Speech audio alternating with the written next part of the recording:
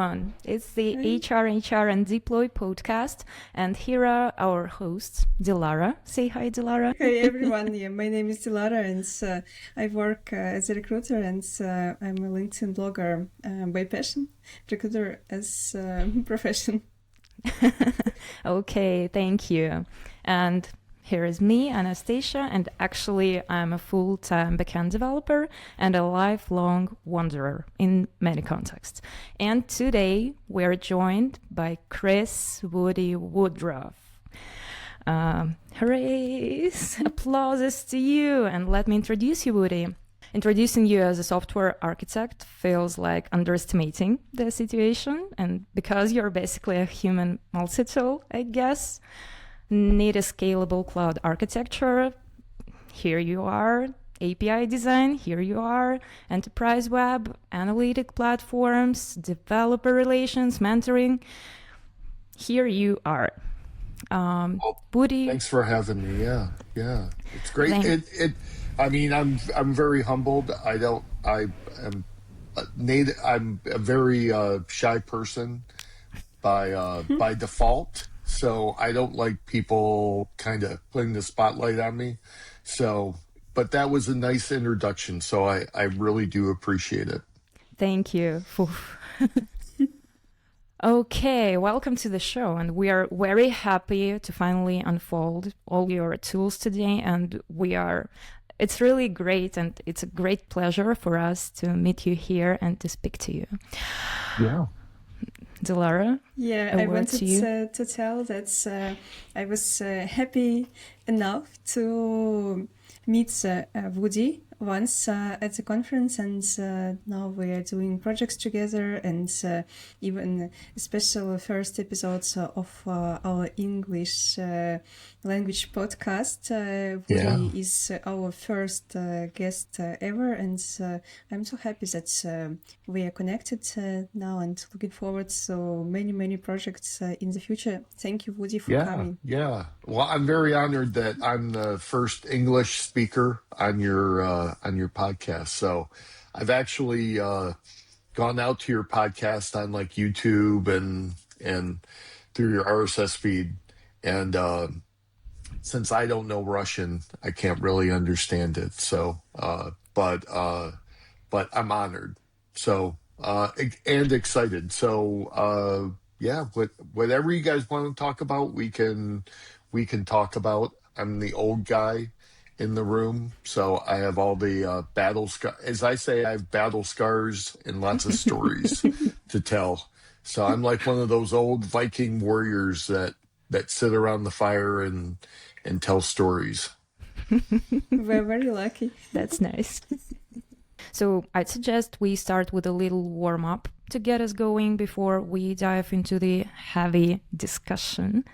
And before we dive into tech and architecture, how would you, Woody, describe this season of your life in 3 words? Wide and varied. So very wide and kind of all over the place. So what is it about? Is it about your career or your life, like at home? I would say both. My career has been, I've done a lot of different things with a lot of different types of companies and organizations.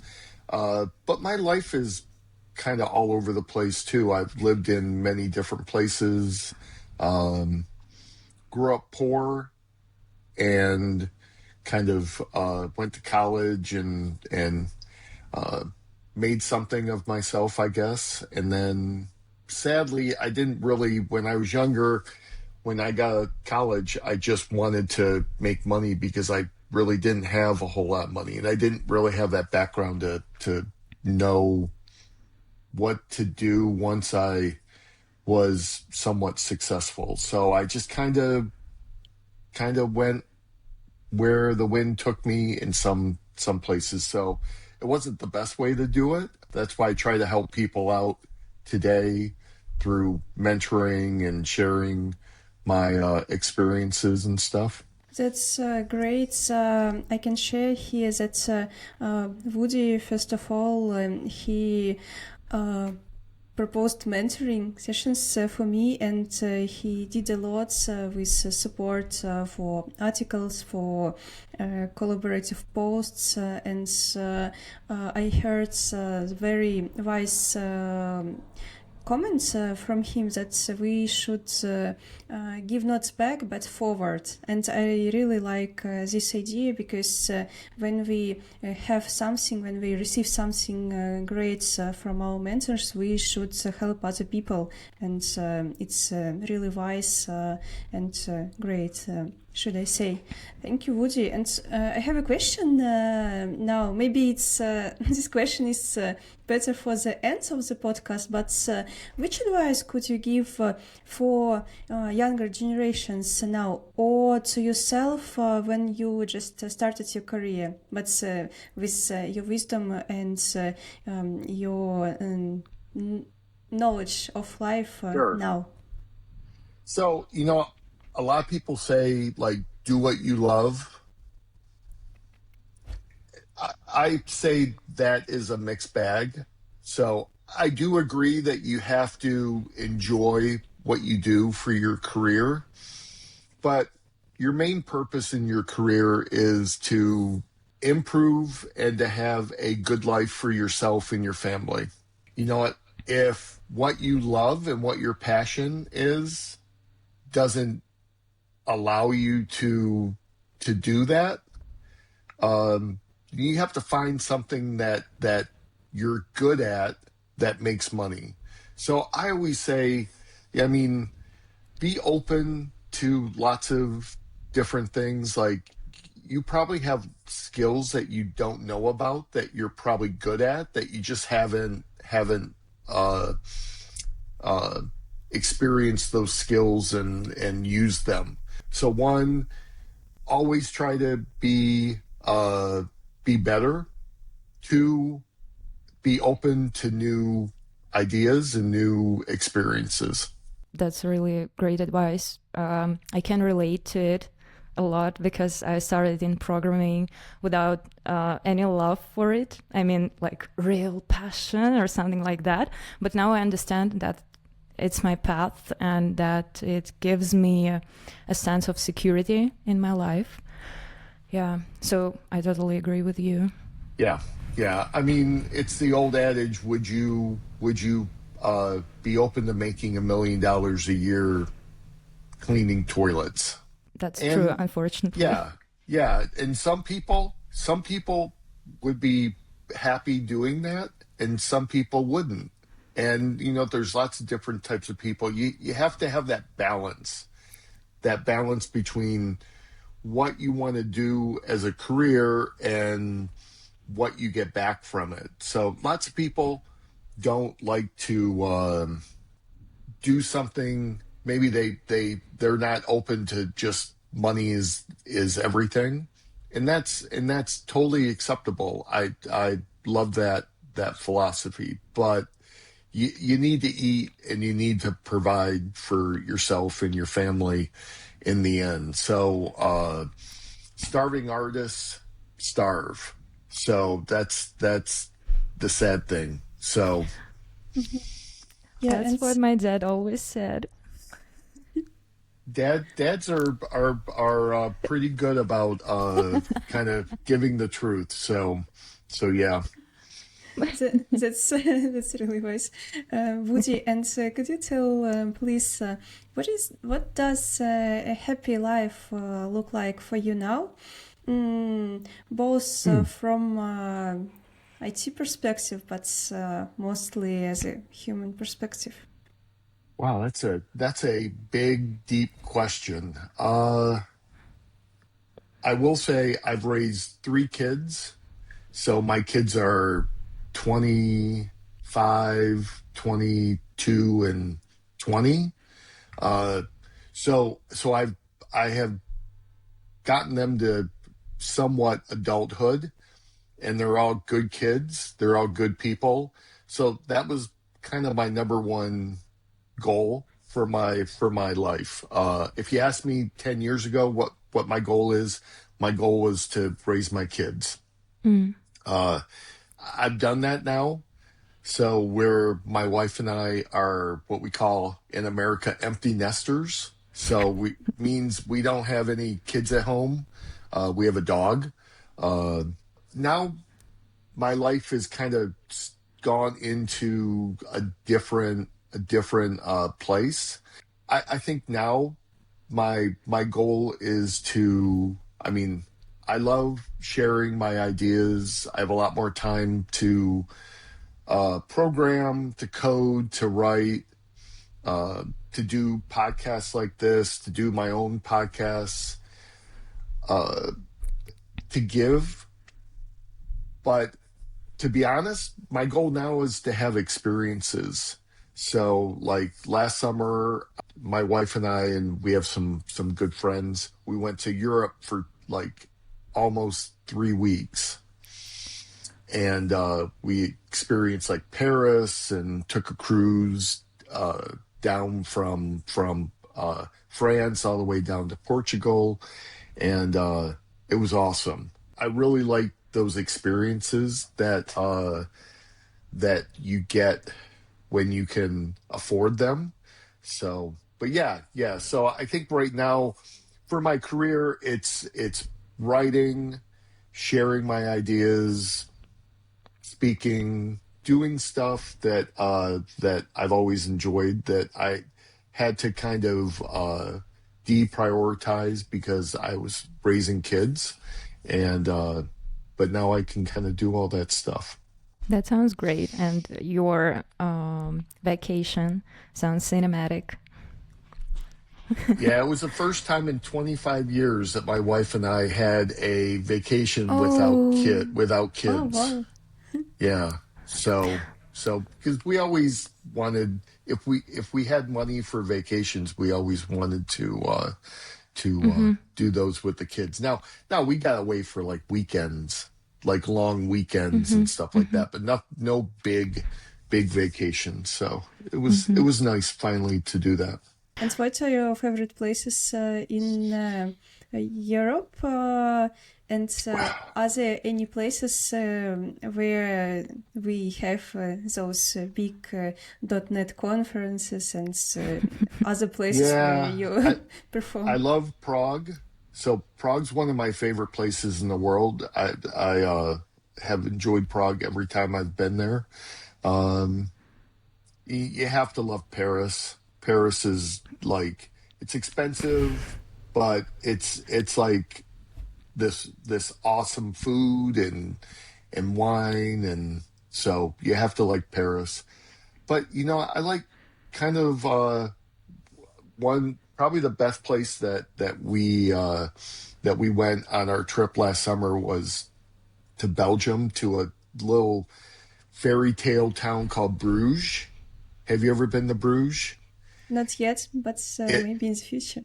It looks like a Disney fairy tale land. It has all these old buildings that haven't really been touched for 500-600 years, and I mean they're in good shape.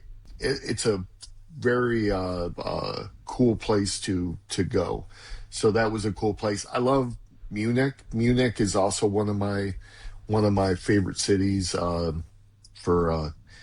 like to drink beer, so you can't go wrong in Munich and stuff. But I've never been to Berlin. I would love to see Berlin. I would love to see other places. But yeah. So hopefully maybe in the future I'll get to more places. But there's lots of places in the United States I haven't been to either. So I need to do some stuff in my home country also, and Canada. Love going to Canada. That's a great place. Nice plans. So you're welcome to Armenia too. We have a lot of great stuff. Yeah, I would love to come to Armenia. So, yep.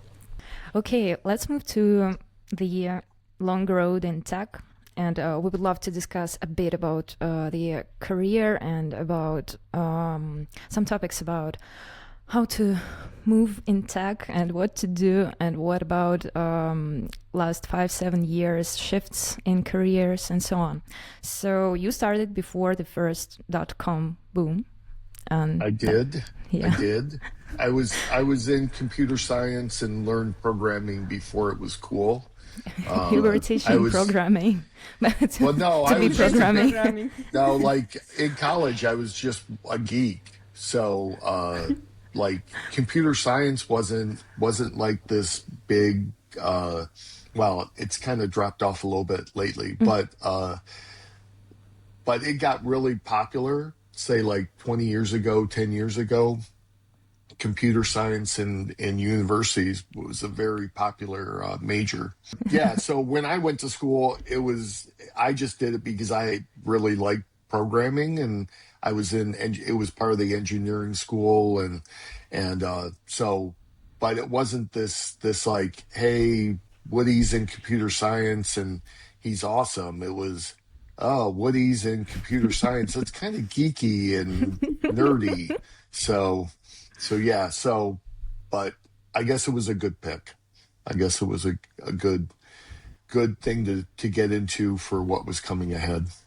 Nastya, I have a question to you. Sorry. Did you face something likewise when you started in programming?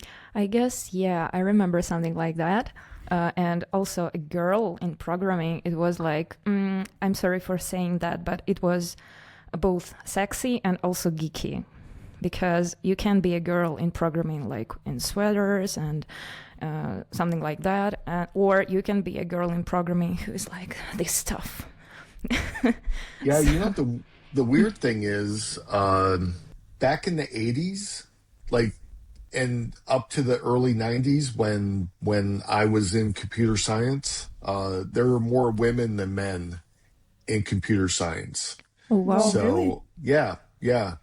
I think I graduated with, in the year that I graduated, there was about 90 students, and it was about 60 women and 30 men.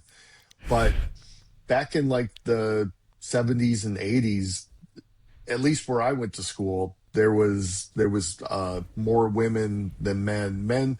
Men kind of shifted over to like the traditional engineering majors, mechanical engineering, electrical, civil, and women would kind of gravitate, for whatever reason, they gravitated over to like computer science and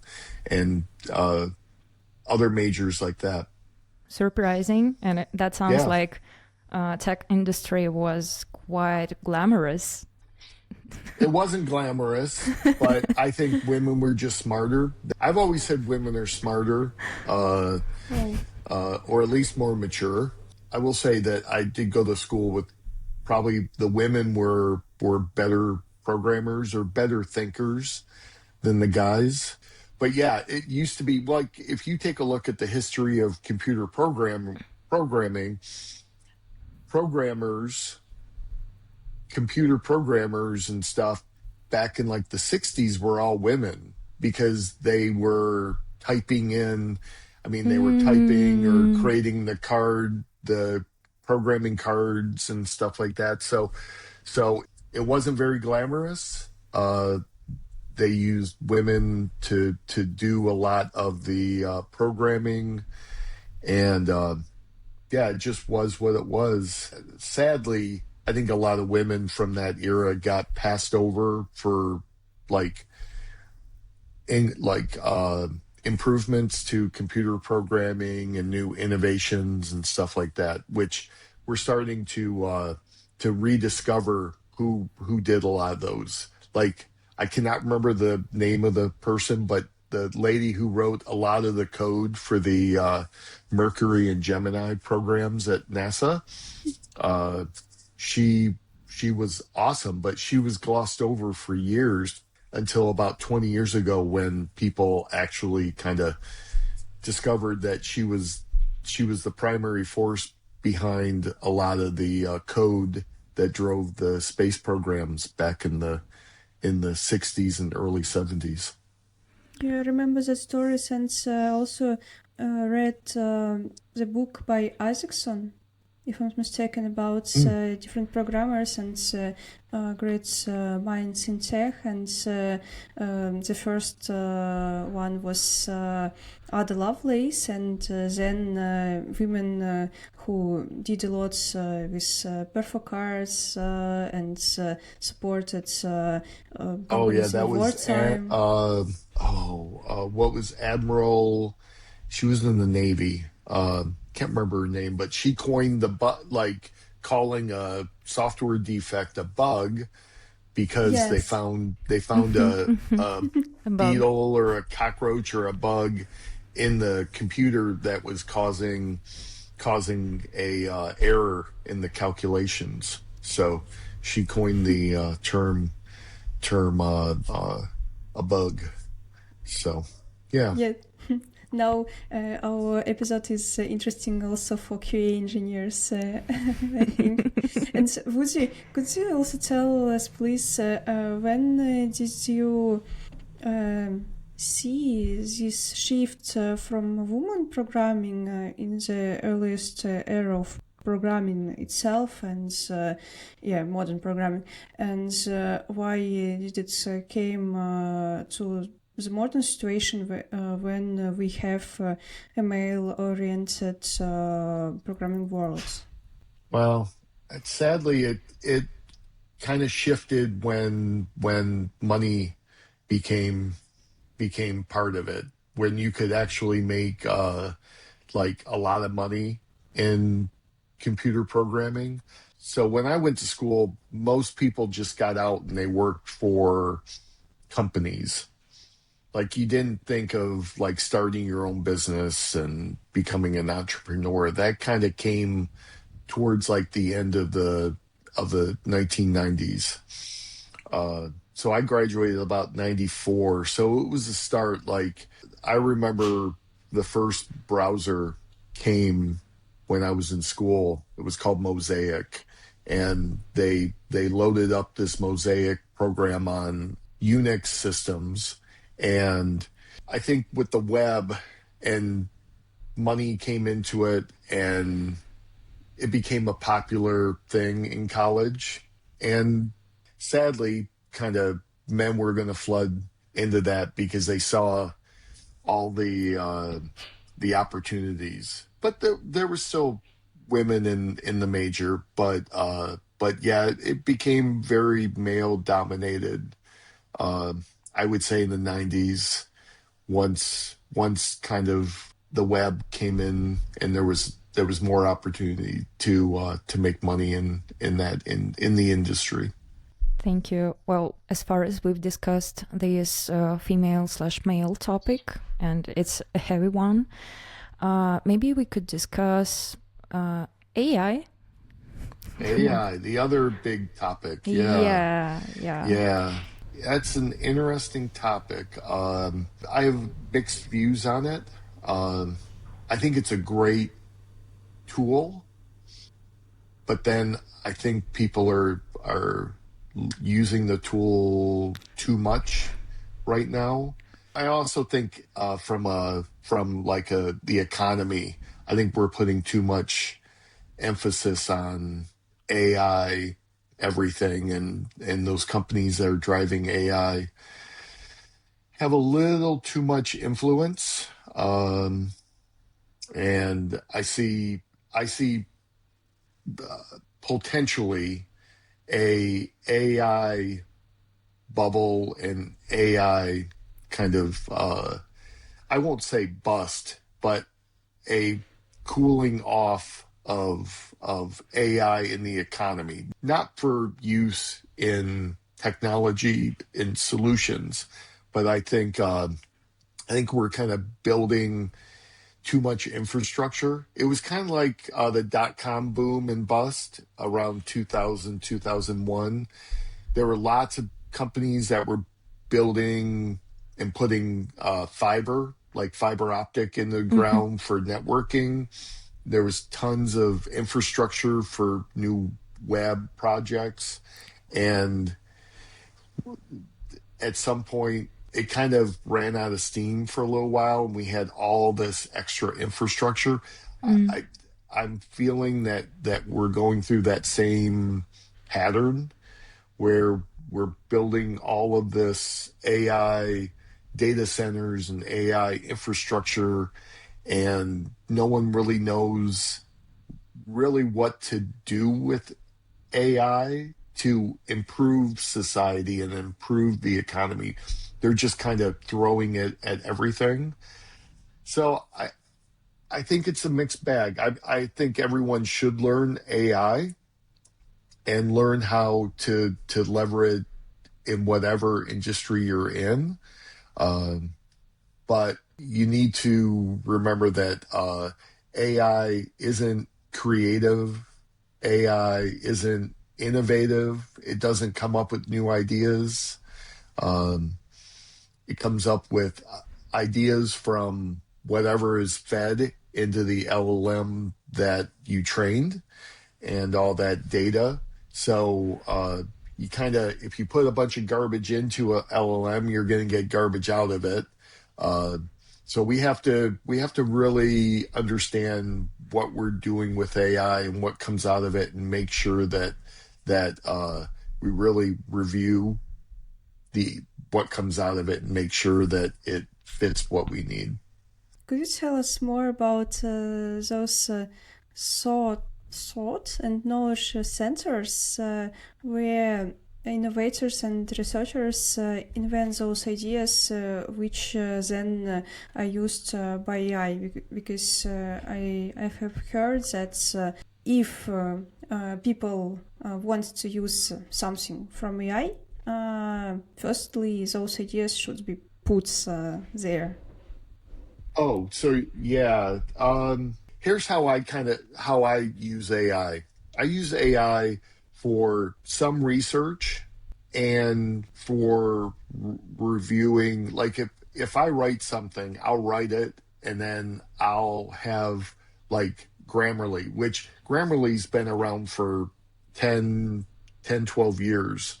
And it wasn't called AI back 10 years ago, Yeah. but it kind of was AI. It would review and tell you what, I am not the greatest writer, as in like grammar and writing correctly. So it's nice having something checked to make sure that my grammar is correct. So that's how I kind of use AI.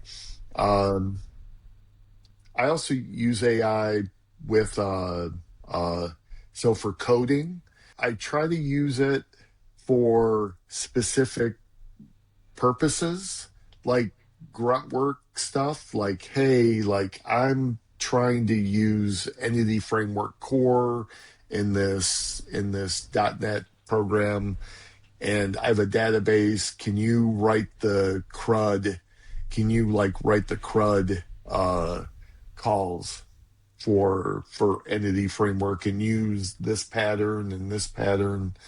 So I'll use it for that, but I try not to use it for big sweeping, like, hey, write this program for me that does this, this, and this, and then I want it to do this. And because usually if you ask it too broad, you get a lot of junk coming out of it that you have to kind of go back and refactor and review. And so I kind of use it like a scalpel. You know, a scalpel is like Yes. for surgical precision, I say. So yeah. Did I answer your question, Delara? Yes, and I also wanted to ask you about those thought centers in the States where all inventions and research for AI Oh, you're talking. Oh, yeah, you're talking come. about like Silicon Valley and. Yes, Silicon Valley, and so for .NET, maybe you could share. So those inventions, they of course came from companies and researchers. So could you share some interesting information about them? Yeah, I mean, I've never. That was one place I didn't live. I look back, and it would have been interesting to have moved to one of these technology kind of centered places in the United States, kind of like San Francisco or Seattle or Austin or Boston. But yeah, they're good places. Silicon Valley is still a great place if someone is young. It's expensive to live there, but if someone's young and wants to kind of be around other people, but you know what? Today you don't really need to be in that type of place to do innovative work. Uh, Now with Zoom and everything online, and I mean, we all went through the pandemic where everyone was at home for two plus years, and we all lived and figured out how to live virtually, uh, which has good points and bad points. One thing that I do miss working from home, I work from home a lot, is being around other people like yourselves. I see a lot of people on like Zoom and Teams and like virtually. I see a lot of people what I call 2D, but I love to see people in 3D and like at conferences and other gatherings. So I think those walls, like 20 years ago, if you really wanted to make it big, you kind of had to go to one of those innovation places. In Europe, I think it would be like London or Berlin's a big innovation kind of center. But as we've seen, it's turned into you can almost be anywhere and do well. So yeah. I have a question about making it big nowadays. It's more about junior roles and senior roles and the existence of every one of these. A lot of people are saying that junior roles will disappear because of AI, because only seniors and leads will remain, and that juniors and even mid-level developers won't be needed anymore because of AI. But I personally have this intuition that the concept of the junior role should simply evolve, I guess. For example, think about mathematics, the baseline level of mathematical knowledge before 20th century and after the explosion of discoveries and etc. Are fundamentally different. So the entry point changed. So do you think AI is making it harder or just other for juniors? Yeah, I think there's still a need for, and I won't call them junior. I'll say new people to come into the technology industry. I will say, just knowing how to program won't get you a job, but becoming a thinker and becoming creative and having an innovative view on the world is what is going to separate people. Because like I said, AI doesn't know how to be creative. AI doesn't know how to innovate, and AI doesn't know how to come up with new ideas, but people do. So if I was recommending like people what they should study like in university or college, I would say 20 years ago it was like go into technology or something. But today I would say go into a field where technology can augment that topic. If you want to go into biomedical technology, go into like biology and get a minor in computer science or programming, or go into like business and take a bunch of technology classes. I think that's more valuable today than it was 20 years ago. So let's say I was 18 today in today's world, would I go into computer science? Probably not.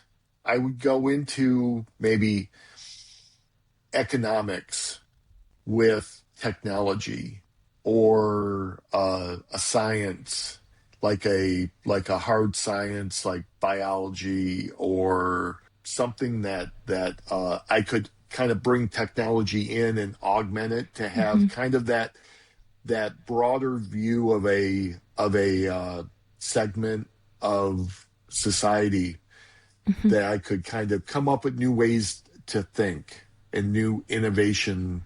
So that's what I would do. I wouldn't go all in on computer science, because for the most part, yes, AI can do a lot of what you're going to learn in a pure computer science program.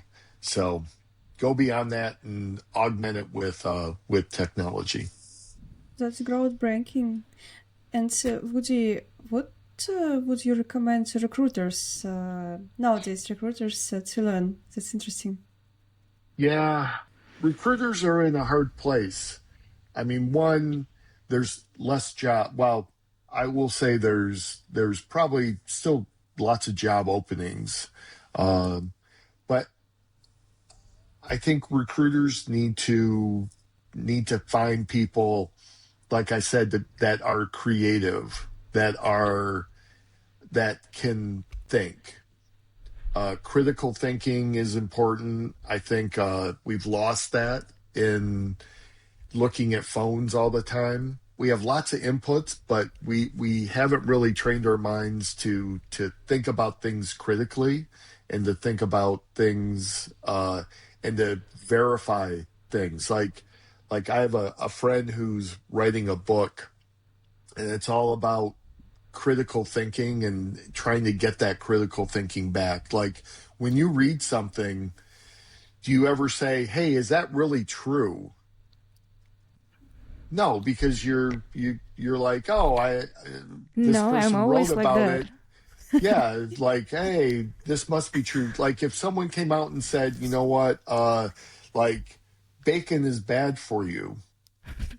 Okay, bacon's bad. I'm gonna cut bacon. Well, that's not entirely true. So we need to think critically, and thinking critically is having enough original ideas and thinking about things in a way that we can verify it ourselves. If I were building a company and I was finding people that I wanted to work in this company, that's what I would find. I would find people that are creative, innovative, critical thinkers, people that come up with their own ideas and aren't influenced just by what they read and what is on the internet and what they get fed through all the social media algorithms. So, aren't we testifying the shift from, being a professional, being a craftsman, to being a human that is responsible for something, for some result? Yeah, I mean, it's always good. I love being a craftsman with the tools, using tools that I have and stuff. But yeah, we're going through an interesting time in human history. It would be interesting to jump like 100 or 200 years to see what people think about this kind of time. I mean, we have the Industrial Revolution. I think we're going through this revolution. It's really painful. I mean, as we've seen, we have our society politically, economically is really going through a lot of ups and downs right now. I think we as humans are trying to figure out like where we go. Yeah, it's a deeper question than I think we can talk about it in this podcast, or I can talk about. But I do think that we are going through a very disruptive time, and I kind of feel bad for my kids. I feel bad for people your age. that you have to go through this disruption.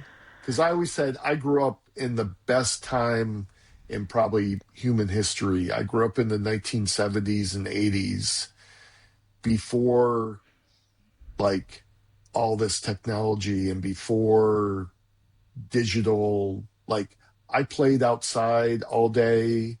Like we had to play outside. I drank from a hose in the summer, rode bikes all the time. I mean, I miss that with my kids. They didn't have, I mean, we were out all the time. I mean, until it was dark. Like my parents never knew where I was. Like when I was a kid, we would just play. It was like a bunch of packs of kids just running all over the place. Uh, and it was nice, like not having a phone in your pocket as a kid. Uh, so I feel sorry, especially for like young girls who go through so much comparisons, and they see so many things that are just harmful for them on the internet and through social media. I just and boys, but I think that's why we have so much depression and so many kind of mental issues today. Is we have we have uh, we have lost some of our humanity and lost that connection to other people and true connections to people. Can't agree more. It's we are lucky with Anastasia because we also saw this time in our childhood when we didn't have phones, and we could play in the yards, and we read books, real books, not electronic ones, and this time was great for us. Yeah, but the world is changing.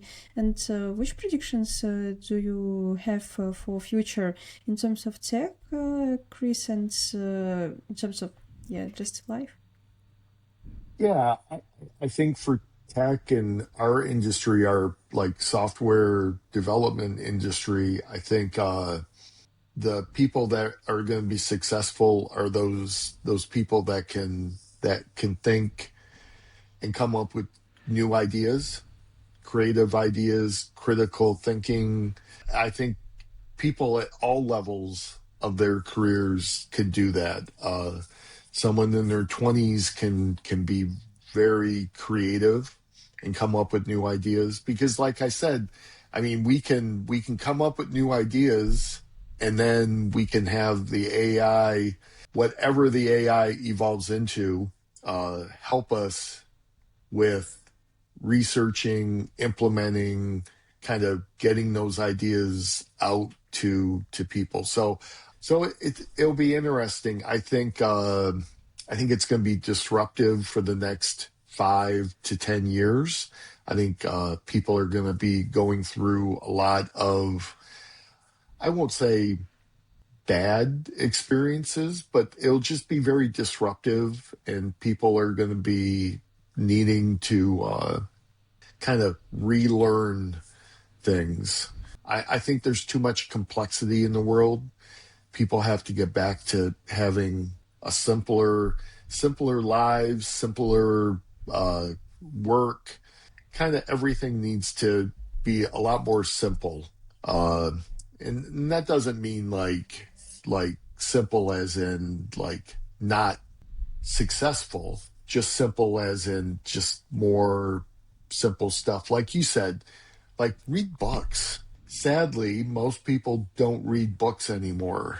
I think books are probably the greatest invention that humans ever that came upon. The printing press and putting words on paper and sharing those words with other people have caused us to have the Renaissance back in the 16 and 1700s. It allowed us to take people that were poor and give them the ability to learn and to go to colleges and stuff like that. So read books. I mean, I read books on a Kindle, like an ebook, just because I like that format. But some people like having a real book in their hands. And like my wife, she'll every night she just reads a real book, and I'm over there on my Kindle reading, but I have a Kindle with about 1,000 books on it. Now, most of them are technical and business books, but yeah, I say read books. But if I had to think about what 10 years from now is going to bring, I think hopefully we have figured out a lot of things that are causing political issues today. Hopefully we've gotten over the hump, and we're using AI in a way that isn't destructive to the economy, to the environment, to new people coming out of colleges or joining the workforce for the first time. I mean, that's my hope, is in 10 years we've figured out a lot of these issues. But I don't know if we will, but I hope we do. By the way, speaking about books, do you have any favorite fiction book or a novel? So I will say Dune. Dune is one of my favorite books. Dune is my favorite book of all time. I've read it 6 or 7 times. I read it as a kid. So that whole Dune series is one of my favorites. Yeah, you know what? Yesterday I just discovered we lost Dan Simmons. He wrote, if anyone wants a great book, Hyperion is one of my favorite science fiction books. I like science fiction. Lord of the Rings, Tolkien, you can't go wrong reading Tolkien. I like all the Foundation, Isaac Asimov Foundation. That's my favorite one. And the Apple TV series it's entertaining. They're entertaining. They have nothing like, the books are so much better because the books are really very mental and very some people say they're slow, but they're not. Trying to think what other fiction. Yeah, sadly I read a lot of science fiction and fantasy growing up, but I like reading like nonfiction books also, like books about philosophy, books about biographies. So I'm trying to get through Mark Twain. You know who Mark Twain is? Yeah, sure. So about a year ago, a huge, like 1,500 page book came out about Mark Twain, and it's fascinating. So I like reading about Mark Twain. I like reading about political figures, like Theodore Roosevelt was one of my favorite people that I've read about. He was a president about 120 years ago, U.S. president. So I like reading about science fiction and fantasy, but I also like reading about just people and reading biographies. So because you can learn a lot about yourself from reading about other people. Totally agree. Great. And Woody, if you have a top list with recommendations, it will be really great to have it after the podcast. Sure. Yeah. I mean, you just read. I don't care what people like. When my kids were growing up, if they ever asked for a book, I would always buy it. Didn't matter what kind of book. My sons were big in sports, so they read a lot of like biographies about people in sports or just sports in general. So, but I say make your kids read books. It's like that skill that it will have lasting results if kids can read. One is make them read just to keep their attention spans from not being this short. Yeah, great advice. And to lead and behave with kids as an example. And how did you how did the idea of writing book come to you? Was it strategic or educational, or simply something that you felt you had to do?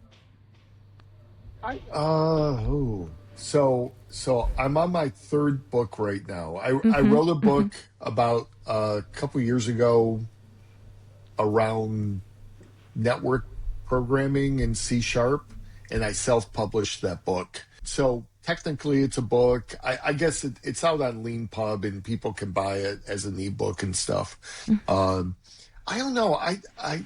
For me, putting ideas down in words makes me learn something. When I wrote that book on network programming and C#, did I know everything? No, but I knew quite a bit, and I wanted to put that down in a book for people to learn, but I also wanted to learn a bunch of extra stuff, all the other stuff that was in the book. So it made me learn.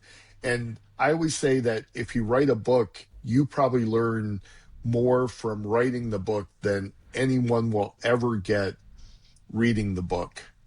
Writing is a great way to learn.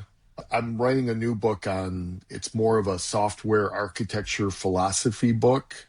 And I'm trying to get my ideas down on paper and refine them. And it's making me think about like software architecture and how we build software a lot more. And I'm coming up with some ideas that probably aren't very popular today, but I'm still sharing them.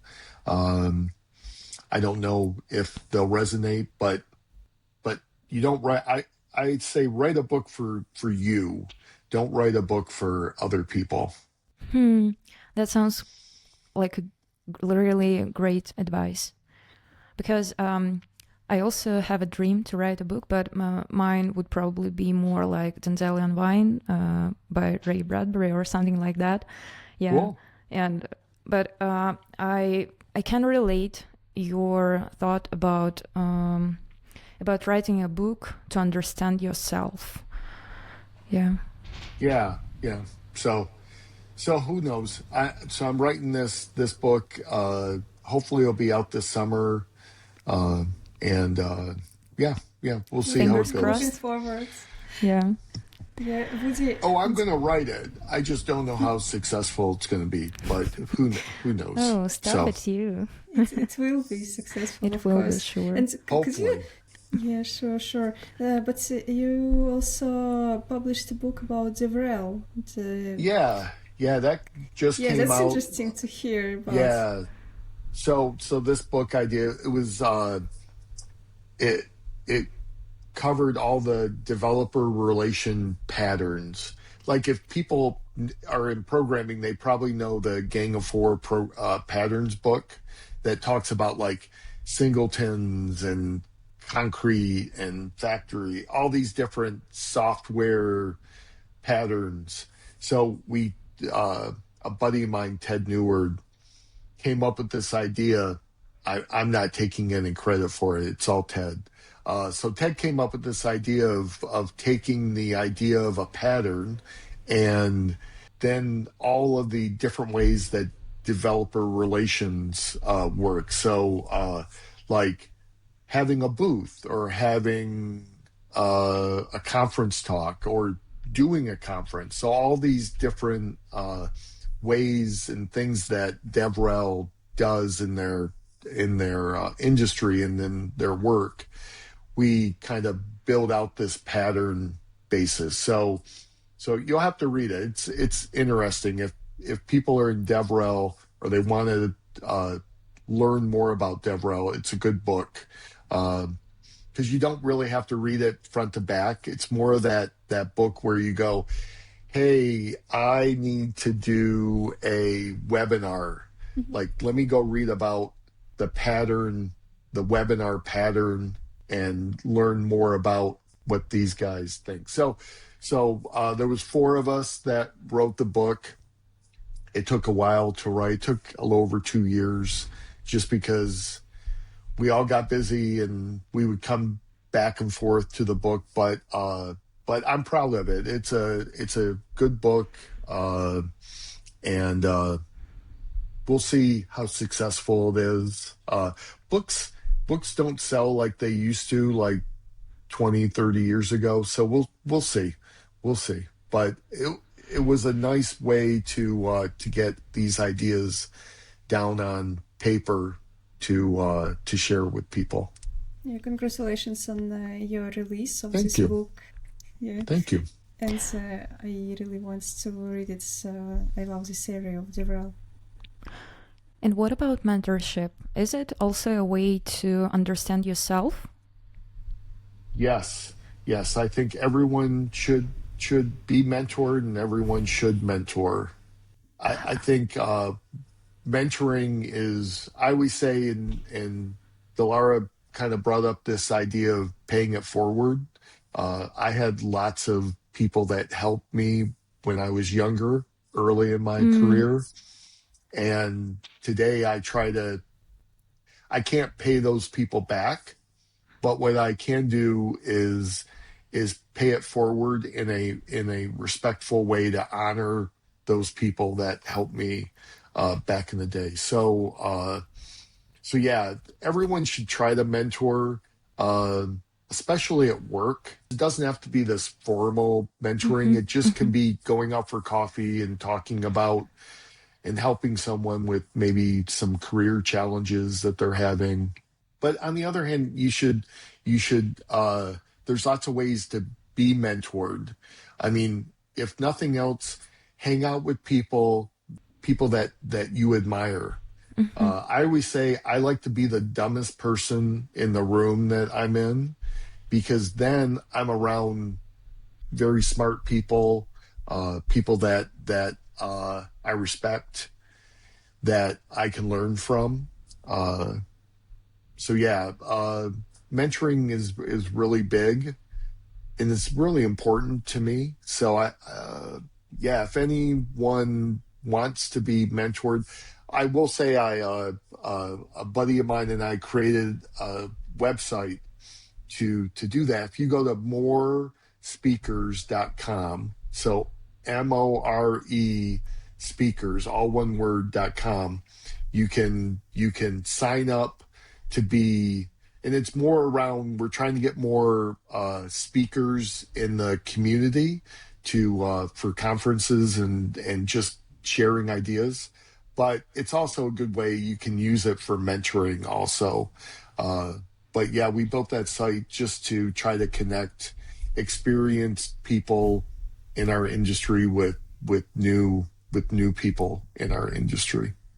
Thank you for this resource.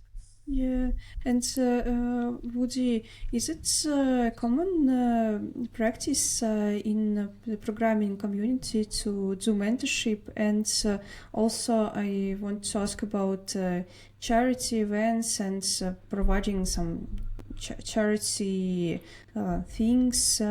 Is it popular, and what do you think about that? Yeah, I think mentoring is, most people will mentor where they work. Hopefully companies build that into when you have senior positions in your organization. I hope most companies will have part of being a senior developer or a senior architect or a senior whatever, is part of that will be you have to mentor people that work with you from a lower level. I won't say underneath you, because I think it's not a good way to view it, but people that have less experience than you should mentor and get them to reach I always say I want people that I mentor to go beyond my whatever level I can reach. So if my maximum level is here, I wish everyone that I mentor can be up well above that level. So that's what I strive for when I mentor people. And for charity, is it And also charity, yes. We used to do these events called give camps. There's still some give camps will be where people come from industry. So we would get like programmers and designers and artists. And so we would help out nonprofits that need these technical resources, but can't really afford them. So yes, charity is a big deal. I think most people want to help out other people. I think technical conferences could be looked at as kind of a charity in some ways. I mean, when I go give a talk, I may get my airline flight paid for and my hotel paid for, maybe a meal or two, but I do probably lose money because of not being able to work going to conferences. So, but I feel that going to conferences and sharing my talk or sharing ideas that I talk to people in the hallways or during lunch or meals, giving myself in that way is my way of giving back to people. I would also love to ask about creativity. You've already mentioned that being creative is an important skill for us nowadays. And on your mentorships or anywhere, do you teach somehow how to be creative? Or what would you suggest or advise? Yeah, I don't. I've never thought about teaching people how to be more creative because I don't feel I have reached that level where I'm very like highly creative in my own way. I try to be. I read a lot about like innovation, so I can recommend. I'll send you guys some good links on some books and stuff like that. But I think reading about being creative, and it doesn't have to be in technical. There's lots of books to be creative and just in general, how to think. I think people need to learn how to think independently, critical thinking, taking a look at and being honest about what they see around them. Don't go along with everything. Like if you're in a meeting and someone is pitching an idea and you don't agree with that idea, I think you have the right and you have the responsibility to share why you don't agree with that idea. But you just can't say it's wrong. You have to actually like help with that idea. That's a good question. I'll start thinking about how to be creative.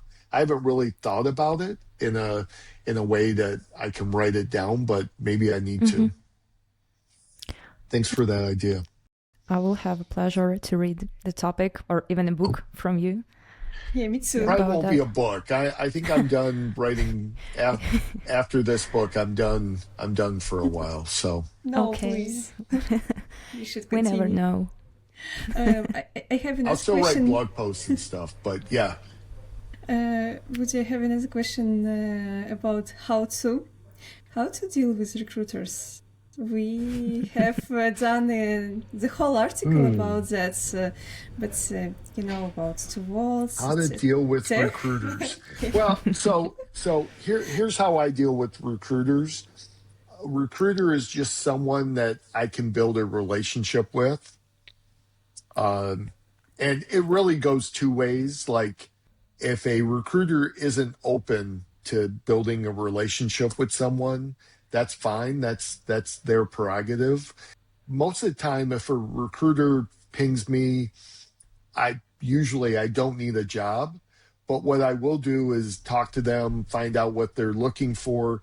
I always at least will listen to an opportunity, because you never know when a good opportunity comes your way, and you don't want to disregard it without at least listening to it, and having, like I said, critical thinking about that idea. But what I will do with the recruiter is say, I appreciate them reaching out to me. I treat them with respect. I'll try to help them by maybe connecting them with someone that I know that needs a job, or say, let's connect on LinkedIn, and I kind of repost if they're posting jobs on LinkedIn. I will try to repost them so people in my kind of little network will see their opportunities.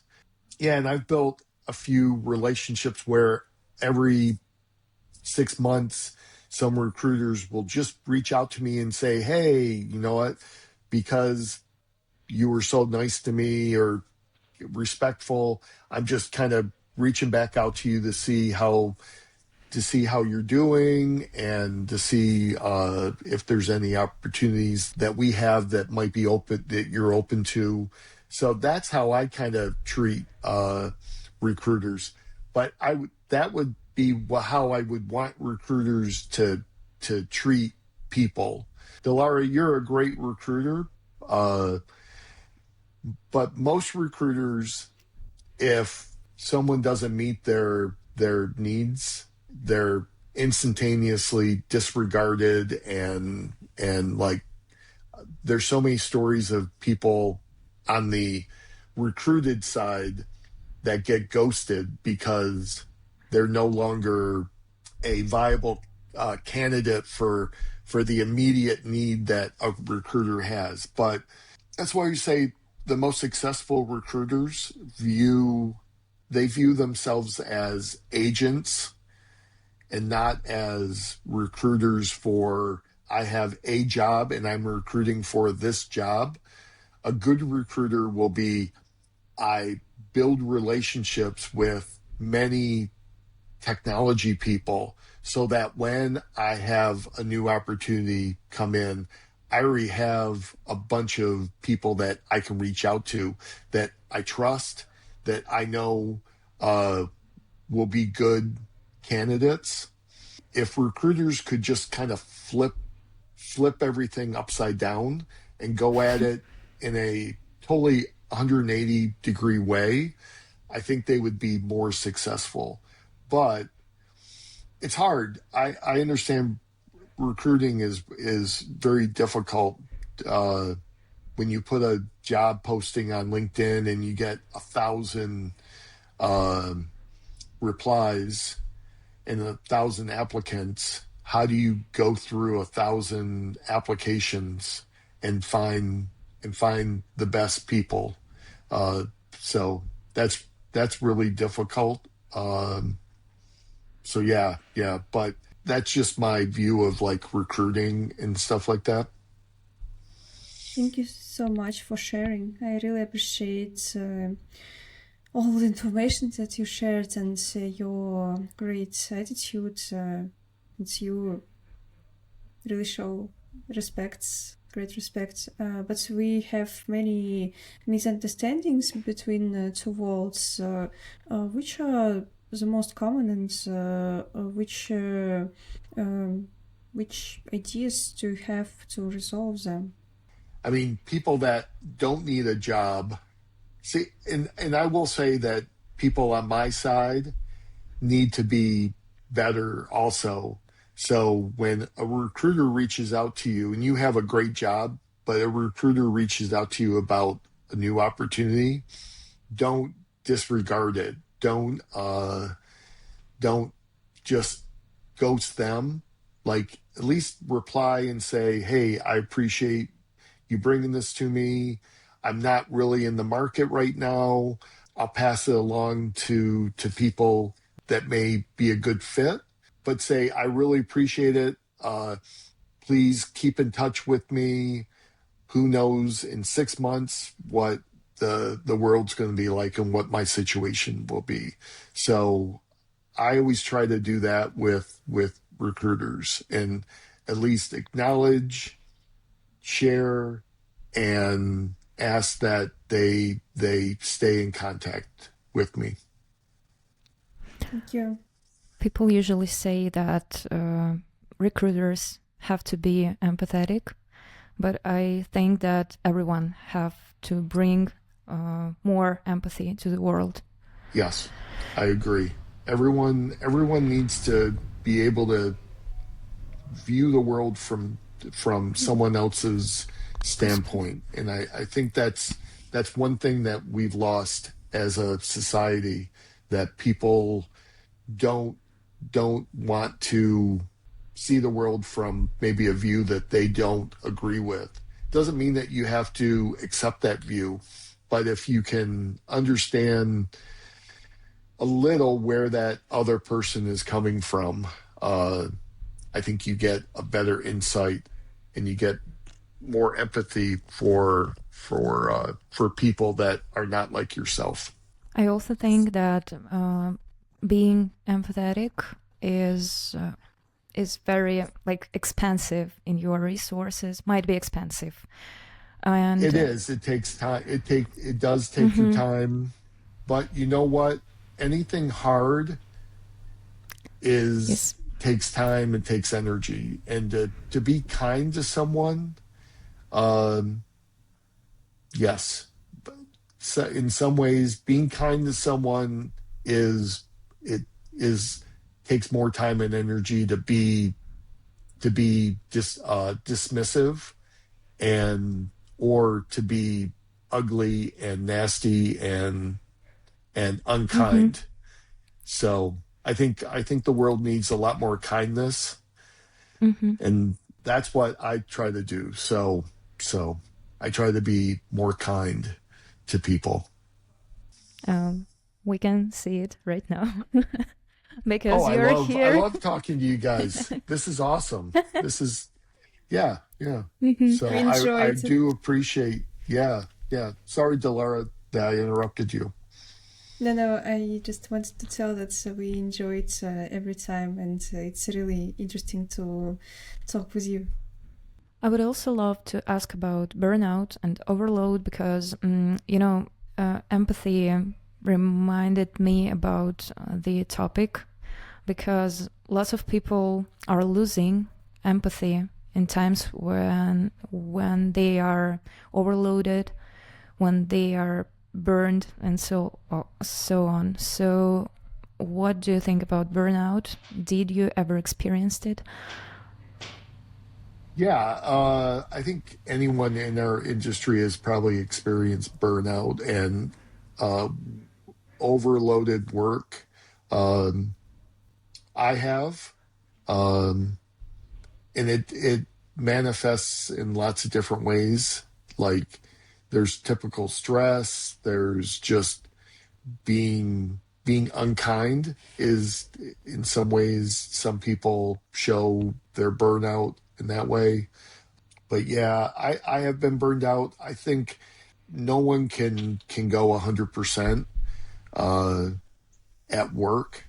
No one can go 100% at anything and not have some type of burnout. I think moms, I have lots of sympathy for like moms with like families, especially little ones. Like, I always tried to make sure my wife had evenings where she could go get away from the kids and go do something, or she would go away on like weekends or vacations with her sister and her mom, just to unwind. But yeah, everyone gets overworked and gets stressed out and burned out. But acknowledging it and figuring out ways to let yourself recharge. So for me, that's like reading books. I like just reading a book before bed. Um, I like doing some hobbies. Like I'm trying to get into woodworking, so building things. I used to do that a lot when I was a kid, but like I promised my wife to build some like flower boxes and some chairs, tables, and stuff like that that we can use outdoors. So that's what I'm going to be doing this summer. A little more, getting away from the computer and getting outside and getting Mm. some fresh air, and I also like to hike, like to walk out in the woods and kind of get some fresh air and do stuff like that. And uh, so everyone is different. Some people like to cook. They like to cook, or they like to sew, or they like to crochet, or a- anything to get your mind away from what is causing the stress is always good. So, yep. What's your favorite park? National park, I mean, by the way. In the US, wow, that's a good I've this isn't a national park, but I do want to. There's a trail that goes from New Hampshire, Vermont, all the way down to Georgia. It's called the Appalachian Trail, Yeah. and I don't think I could do the whole thing, but I do want to try to do a part of it, like go through the some of the mountain parts, and maybe like West Virginia or the Carolinas, and just go hiking. As a kid, I was in Boy Scouts, so I used to go because I was poor. There wasn't a whole lot of like we didn't really go on vacation. So for me, the big vacation was when we used to go camping or canoeing or doing stuff outside for 2 weeks. We used to get away for 2 weeks each summer, and that was some of the best times I've ever had in my life. You hang out with people, other kids, and you learn things, and you sit around the fire, and you stay in tents, and you cook your food over a fire, stuff like that. So, but yeah, I miss those days, and I would love to get back and do more backpacking and hiking and stuff like that. Sounds very warm and cozy, and it inspires me to go somewhere outside and hike a lot Yeah, all the yeah. weekend. Yeah, Me we too. have a really nice we have a national park that's not too far away from us in northern Michigan called Sleeping Bear Dunes. Mm. It's like one of the biggest sand dunes in the world, and it's kind of hard to explain. But there's a dune that goes down to Lake Michigan that that drops like 400 or 500 feet. And if you go down to the water, you have to come back up on your own, and it's really tough to get back up on your own. So, I mean, these are dunes that are miles to get from where you park to the water. So, so yeah, yeah, that's a fun park. I've never been out to like Yellowstone Mm. or Yosemite, or the Grand Canyon. See, there's lots Mm-hmm. of stuff in the U.S. that I want to do, uh, but yeah, yeah, lots of pretty places in the world. Great places. And Woody, how did scouting influence your life? How scouting influenced my life? Yes. Hmm. Well, I always clean up after myself. That's a motto. When you go camping, when you leaving a campsite, you leave it cleaner than you found it. Mm. Uh, I think scouting just gave me this idea that I could do things. Uh, I could do things for myself, like building a fire or doing knots so I could do something I never really thought about what scouting gave me. I mean, it gave me lots of good experiences and stuff, but it taught me how to use a knife. I mean, I think kids nowadays, like even my kids, uh, like they don't know, couldn't use a pocket knife or sharpen a knife. Like, how do you sharpen a knife? I learned that when I was a kid. My father told me. Mm-hmm. Mine too. Father's rule. Yeah, but it just taught me how to kind of do things, and I mean, building a tent and staying outside when it was storming. Going outside and camping isn't always the most fun experience, especially if you get caught in like a storm or rain, and you have to. If it rains for 2 days, how do you cook food? How do you like stay dry? So there's challenges too. That's interesting, and a sense of community as well, maybe. Yep, there is that whole community, all the people that you go camping with and stuff like that. Yep. Do you think there are people who are not created for communities? Everyone has a community. They just need to find it.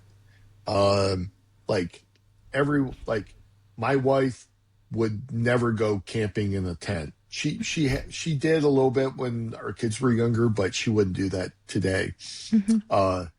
But I enjoy doing it. But you brought up a good point. Are there people that don't fit in, that don't have a community? I think everyone probably, if they looked, would have a community.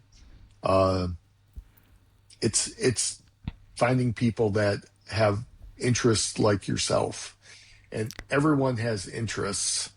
So you can always find a community around whatever your passions are. Thank you. That's an insightful point. And I also would love to ask a weird question about, is your dog your community or not? Is my dog my community? Yeah. He's my little pack. He's part of the pack. Mm-hmm. But I guess he's part of the family. So Mm-hmm. A family is a community. So yeah. So Totally agree. So yep. Our pets are pretty close to us. So yep. I guess we could sum up our podcast and speak a bit about, reflect a bit about what we've discussed and even what we didn't get a chance to discuss. What do you think you are more protective of now than you were 10 years ago, for example? Like time, energy, resources, reputation, curiosity, something else? So I heard a great saying a number of months ago, and the saying is, or the thing was, you are the CEO of your life, and you are in charge of letting people in. Like, you're in charge of saying who can be part of your circle, of your company, if you're the CEO of your life. And I think that is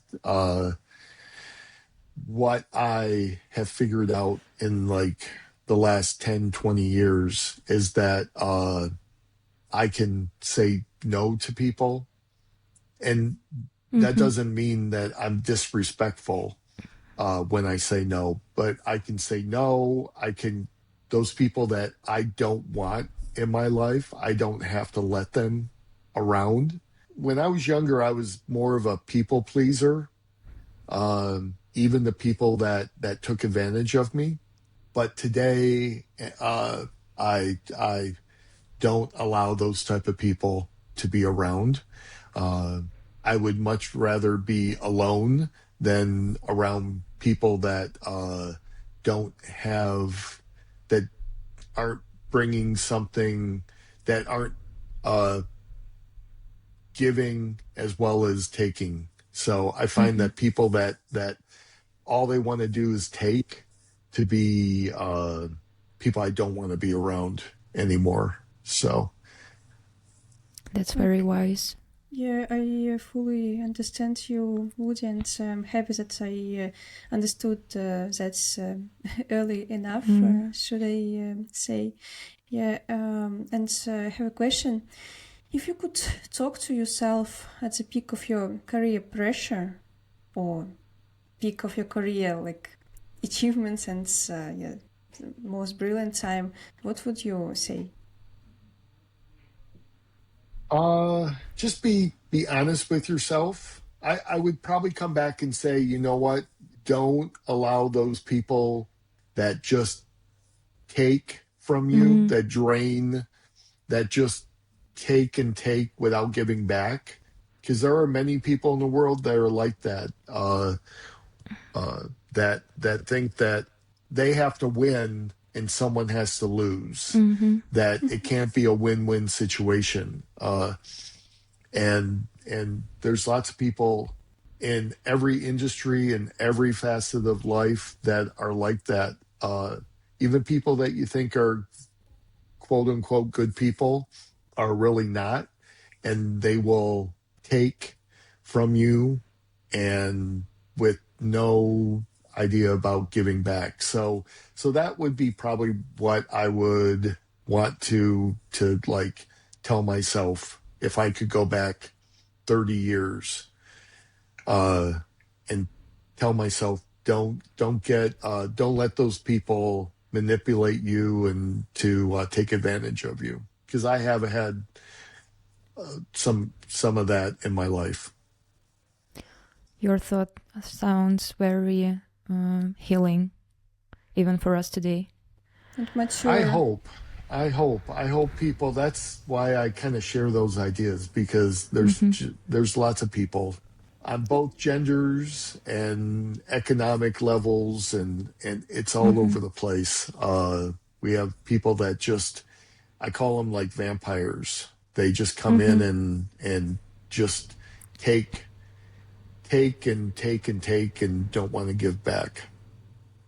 That reminded me of my grandmother, who always said the same about people who always take, that they are vampires, emotional vampires or something like that. Also, what's the one question you wish people asked you more often but rarely do?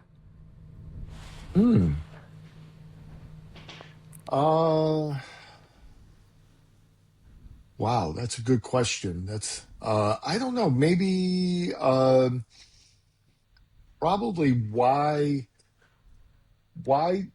do I do things? Why have I done things and I do things that maybe haven't given back from a economic standpoint? So like I try to help people, and sometimes I do it without any like expectations on getting anything back. And I think that's how you should kind of treat some things. But yeah, there are some things I've done in my career that probably didn't help me from a money standpoint and stuff like that. So yeah, that would probably be the question. But I don't have any regrets. I don't know if I would do them over again, but I don't have any regrets at this point in my life. It's a great question, I should say. It is. And, I believe that life pays back us for good deals in another way, in different ways.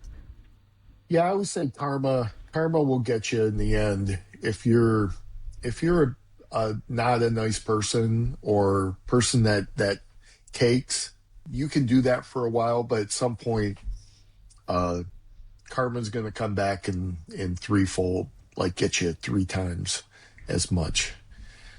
So, or at least I hope. That's my personal philosophy.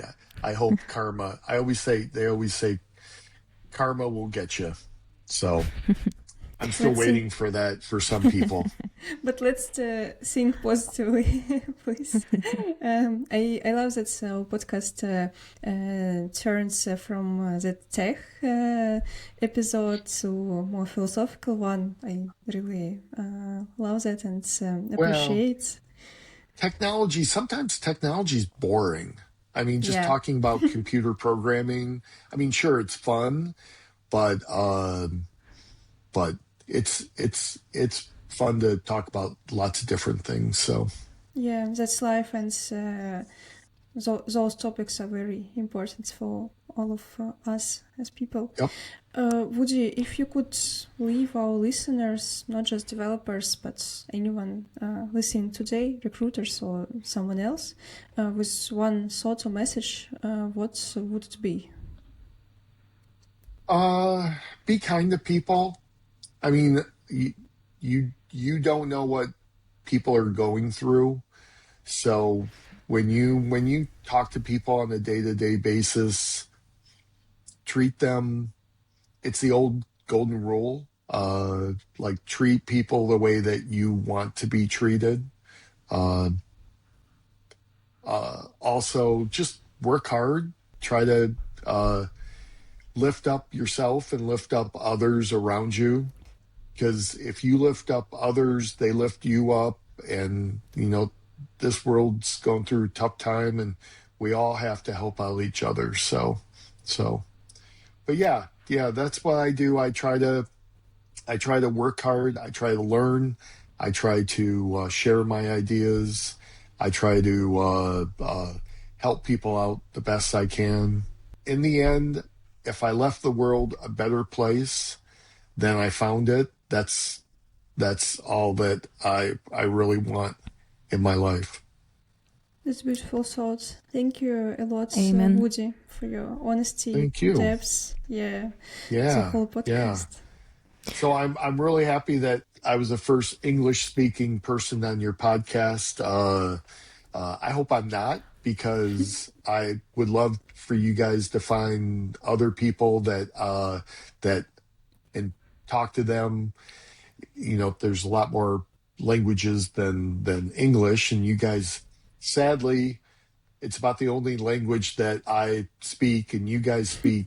I don't even want to know how many languages you guys can speak each, but I will listen to any English speaking podcast episode that you guys do.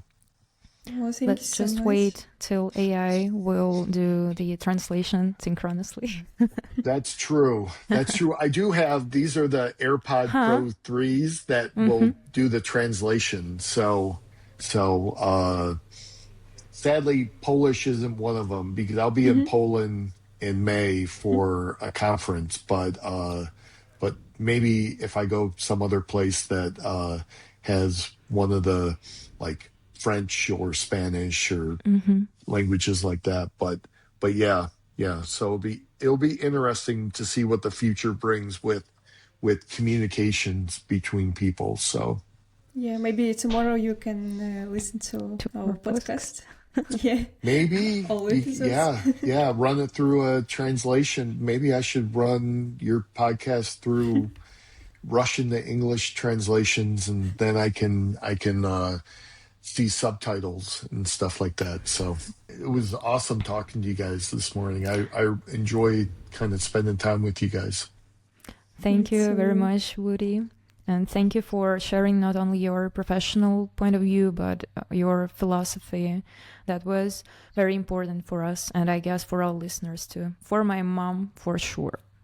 Good. She will listen. She will. Okay. Yeah. She will. Okay. She will. It was truly magic. Well, she has a good daughter, so. Thank you. And we hope this conversation gave insights, not just to us, but to our listeners too. And we hope also it gave our listeners an inspiration and maybe even a bit of courage to start their very beginning journey in tech or even beyond it. So yeah, Dilara, would you love to add something for our listeners? Oh, I'm very thankful to all our listeners for your attention, and to Woody for coming. And it's super great to have you here. Hope to see you soon in Krakow. Yeah, I hope to see you too, Dilara, in Krakow, and maybe we get a meal or something. But yeah, just know I'm very honored and really appreciate both you guys for having me on to share some of my views and ideas. Sometimes they're a little nutty, but they're my views. So appreciate it. That's an honest point of view. That's the most important thing in life, to be honest. Yep. So yeah, thank you a lot. Thank you, Dilara. Thank you, Woody. Thank you, our listeners. And it's time to say bye-bye, I guess. Thank you. Bye. Bye. HR is production.